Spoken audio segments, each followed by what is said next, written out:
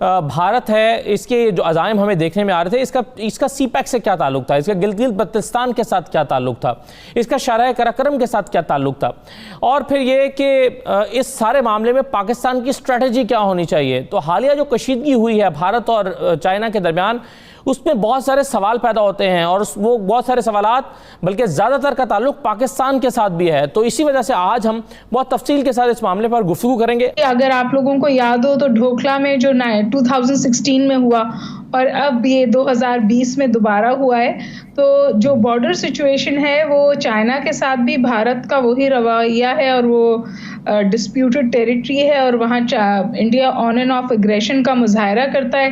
फ़र्क सिर्फ ये है कि जब पाकिस्तान के साथ वो एग्रेशन करता है लाइन ऑफ कंट्रोल पे, 2020 में मेरे ख्याल 900 वायलेशंस हुई हैं लाइन ऑफ कंट्रोल की, तो पाकिस्तान स्ट्रैटेजिक रिस्ट्रेंट का मुजाहरा करता है और रेसिप्रोकल फोर्स से जवाब देता है ताकि सूरत हाल एस्केलेट ना हो। नेपाल जैसा मुल्क तो समझिए बिल्कुल वो घुटने टेक देता है। अब के नेपाल ने भी थोड़ा सा रेजिस्ट किया है क्योंकि उनकी भी टेरिटरी का एक हिस्सा लेकर रोड की वहाँ पे कंस्ट्रक्शन हुई है। चाइनीज़ मिनिस्ट्री का फॉरेन मिनिस्ट्री का बड़ा कैटेगोरिकल स्टेटमेंट आया। चाइनीज़ फॉरेन मिनिस्ट्री ने कहा है कि जी हम अपनी टेरिटोरियल इंटेग्रिटी का दिफा कर रहे हैं, और ये बात भी गलत है कि वो इंडियन टेरिटरी पे हैं, वो अपनी टेरिटरी पे हैं जो उनकी टेरिटरी है, और उस पर इंडियन इंकर्जन थी जिसको उन्होंने पुश बैक दिया है। देखें तो इस वक्त एनवायरनमेंट को समझने की ज़रूरत है। चाइना का जो भी रिस्पांस है वो ओवरऑल स्ट्रेटेजिक एनवायरनमेंट का एक हिस्सा है और उसकी एक ज़रूरत है। ओवरऑल एनवायरनमेंट क्या है इस वक्त? पोस्ट कोरोना एनवायरनमेंट में और अमेरिका के आने वाले इंतखाबात में एक ख़ास माहौल बना है। अमेरिका प्रेसिडेंट ट्रंप इल्ज़ाम लगा रहे हैं चाइना के ऊपर कोरोना वायरस के स्प्रेड का या डिलिबरेट लीक का। फिर वो इनकी बढ़ती हुई इकोनॉमिक इन्फ्लुएंस को या मुआशरती जो असर रसूख है उसको रोकने के लिए both the countries are at war. तीसरी बात, अमेरिका खुद कोविड-19 को अपने मुल्क में हैंडल करने में बहुत बुरे तरीके से नाकाम हुआ है और 1,05,000 उनके आदमी मर चुके हैं। आने वाले इंतखाबात में डोनाल्ड ट्रंप को एक पंचिंग बैग की जरूरत है जो वो चाइना को बनाना चाहता है। अब इन एनवायरनमेंट में उन्होंने इस्तेमाल करने का फैसला किया है हिंदुस्तान को, क्योंकि डायरेक्ट कॉन्फ्रंटेशन वो अवॉइड करते हैं और हमेशा करेंगे। जिस तरह हमें यूएसएसआर के खिलाफ और रशिया के खिलाफ हमें इस्तेमाल किया गया, बड़ा बेर से लेकर दोनों अफगान वार्स में जब अमेरिका यहाँ अफगानिस्तान में आया तो हमें इस्तेमाल किया गया, वसाइल मुहैया किए गए लेकिन डायरेक्ट इन्वॉल्वमेंट अवॉइड की गई। अभी इस तरह उन्होंने इस दफा हिंदुस्तान को इस्तेमाल किया है। हिंदुस्तान को उन्होंने एक एडवांटेज दिया है, बहुत बड़ा स्ट्रेटेजिक एडवांटेज दिया है, और वो है कि आप कश्मीर को 370 एंड 35A रिवोक कर दें। आपके खिलाफ कोई इंटरनेशनल एक्शन नहीं होगा, ना सैंक्शन लगेंगी, ना आपके ऊपर कोई दबाव आएगा, न यूनाइटेड नेशन आपके खिलाफ कोई कार्रवाई करेगी। आप इसको हड़प कर जाएं कश्मीर को। और इतना बड़ा एडवांटेज देने के बाद वो उससे जो ले रहे हैं वो दो चीजें तीन हैं जी। पहली बात यह है कि वो जो चाइनीज सेंसिटिविटी है साउथ चाइना सी में, क्योंकि चाइना ने 1 अरब 40 करोड़ लोगों का पेट भरना है, उसकी मुआशी ज़रूरतें और एनर्जी की ज़रूरतें बहुत ज़्यादा हैं। साउथ चाइना सी में उसकी मुश्किलात का इजाफा अमेरिका कर सकता है। जापान, ऑस्ट्रेलिया, इंडिया और अमेरिका का जो 4 मुल्की मुआहदा है उसके तहत हो सकता है। ताइवान में उनके लिए प्रॉब्लम क्रिएट हो सकते हैं, और साउथ चाइना सी और सी ऑफ जापान में उनकी मूवमेंट को इंटरप्ट किया जा सकता है। तो उसकी तमाम तर तिजारत को रोकने के इम्कानात हैं। लिहाजा चाइना चाहता है कि सीपैक एंड सिल्क रूट खुला रहे और ऑल्टरनेट रूट समुद्रों के पानी तक रसाई का शॉर्टेस्ट रूट उसको अवेलेबल हो। अब इस सारे को डिस्टर्ब करने के लिए वो हिंदुस्तान को इस्तेमाल करना चाहते हैं कि आप इनके खिलाफ लद्दाख रीजन में वहां पे कार्रवाई शुरू करें और 370 एंड 35A की रिवोक करने के बाद इस लद्दाख को उन्होंने यूनियन टेरिटरी में शामिल कर लिया है और लाइन ऑफ एक्चुअल कॉन्टैक्ट को उन्होंने वायलेट करके मैक्सिमम एग्रेशन की कोशिश की है। और अगर आप परसों का एक रेजोल्यूशन जो एक सेनेटर ने मूव किया है तहरीक के हम तिब्बत को इंडिपेंडेंट स्टेट के तौर पे रिकॉग्नाइज कर ले अमेरिका, ये वो ग्रेटर डिजाइन है चाइना के अंदर इंस्टेबिलिटी क्रिएट करने का और यहाँ वो हिंदुस्तान को इस्तेमाल करना चाहते हैं। जी बिल्कुल सही है जन साहब, आपने पूरा बैकग्राउंड दिया अमेरिका के इन्वॉल्वमेंट का और उसकी इंटरप्रिटेशन दी है। एक और इंटरप्रिटेशन जो है आज और ये मकबूल जान साहब ने अपने कॉलम में भी की है।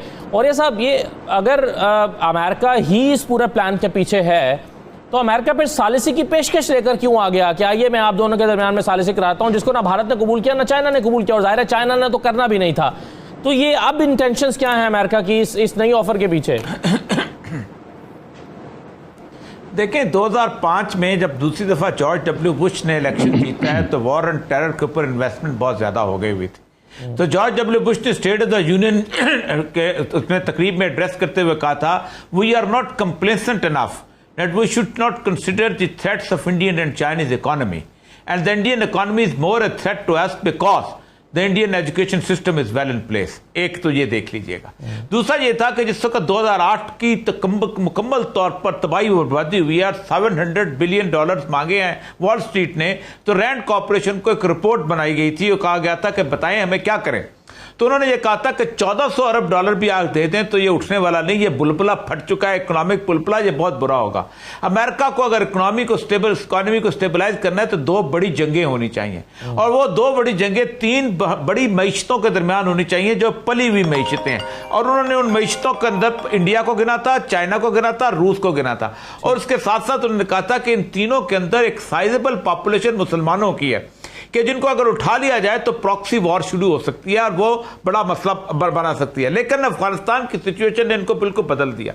इसकी बुनियाद पे 2010 में हेनरी क्लिंटन ने एक आर्टिकल लिखा था फॉरेन पॉलिसी में, where we are going to invest our next 10 years, और उसने कहा था the people who believe that the strength of America lies inside America are fools, strength of America lies outside America। हम containment of China कहेंगे। सितंबर 2019 में pentagon की फार east Asian strategy आई है जिसमें पार्टनर डिसाइड हुए हैं, उसमें इंडिया एक बहुत बड़ा पार्टनर है। उन्होंने कहा है कि जब तक हम इस सारी सूरत हाल के अंदर चाइना को कंटेन नहीं करते हम कुछ नहीं कर सकते। 3,70,000 के करीब अफवाज जो हैं इस वक्त इंडिया अमेरिका की वहां खड़ी हैं। अब उन्होंने इंडिया के अंदर आप अंदाजा करें 205 की स्ट्रेटेजी बनी है। उसके बाद उन्होंने पूरे कॉर्पोरेट पैसे से नरेंद्र मोदी को जिताया है, पूरा हिंदुत्व का वो तस्वर उभारा है और उस हिंदुत्व के तस्वर के अंदर उन्होंने उनको इस करके बना दिया है कि अब हमने लड़ना है। इस वक्त जो लद्दाख की टेरिटरी है ना, ये बड़ी अजीबोगरीब टेरिटरी।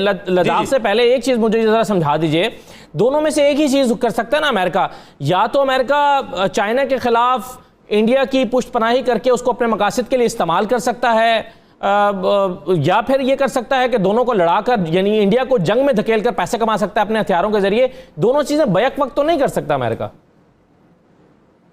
नहीं देखें, मसला सला ये होगा कि इस वक्त चूंकि चाइना एट वॉर तो है और चाइना की इकोनॉमिक कमर तो टूटने की सूरत हाल होगी। इसमें एक बड़ा अजीबोगरीब है, अगर ये वॉर जोन बन जाता है ये लद्दाख का इलाका तो चाइना का सीपैक को अगले कई सालों तक खत्म हो गया ना।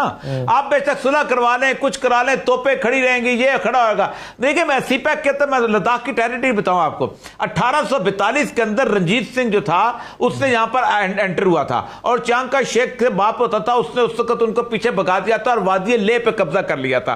फिर उसके बाद हुआ जाता है जब अंग्रेज आए तो अंग्रेजों के जमाने में ये पूरा इलाका जो था इंसर्जेंसी चल रही थी, वो इज्जत बेग जो था वो उसने मूवमेंट चलाई हुई थी, मुसलमानों ने लैदा हो गए हुए थे, तो उन्होंने जॉनसन लाइन बना दी थी 1945 तक ये रही ऐसी चीज और चाइना को नहीं पता था, ज़ाहिर बात है वहां इंसर्जेंसी चल रही। जैसे ही मौजे तुंग जीता है उसने वो लिया है अपना चांग का शेख से इक़्तिदार लिया है, उन्होंने 11 साल लगा के रोड बनाई है और उस रोड का इंडिया को पता नहीं चला। 1949 में नेहरू ने कहा ये तुम क्या कर रहे हो, ये तो हमारी टेरिटरी है। उस पर 1965 ने जाके चाइना ने हमला किया था और 37,000 स्क्वायर किलोमीटर अक्सई चीन का इलाका कब्जा कर लिया था। इसका और उसके ऊपर अपने नक्शे में जाहिर कर दिया था।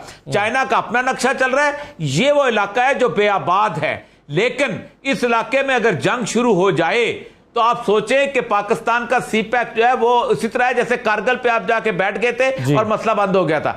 दूसरा डिस्प्यूट है सिक्किम का। सिक्किम का डिस्प्यूट ज्यादा अहम है। सिक्किम का डिस्प्यूट ये है कि ऊपर एक है चिकन नेस्ट वो जिसे कहते हैं बांग्लादेश के ऊपर एक 16 मील की पट्टी है। वो पट्टी अगर चाइना की तोपें वहां खड़ी हो जाए तो 7 रियासतें इंडिया की ऐसी हैं, त्रिपुरा है, मिजोरम है, नागालैंड है, सिक्किम है, जहां आजादी की उम्र चली है, वो कट जाती हैं और वहां पर इस वक्त फटा शुरू हुआ है। नेपाल ने कहा है कि देखो हम गोरखे थे, हमारी वजह से तुम्हारी फौज चलती थी, अब पीछे हट जाओ, हम पीछे हट जाओ। वहां एक और सिचुएशन बन गई है। बुनियादी तौर पर इंडिया को उन्होंने उलझा दिया है और इंडिया का जो हिंदू है वो समझता है देवता उतरेगा और वो उसको अभी भी परसों तरसों में पढ़ रहा था, उनके सारे जितने बड़े थे ना पंडित वो कह रहे थे ये कलयुग आ गया है, कलयुग में ये युद्ध है, ये आखिरी लड़ाई है, हिंदुत्व का परचम काबुल कंधार में लहराएगा।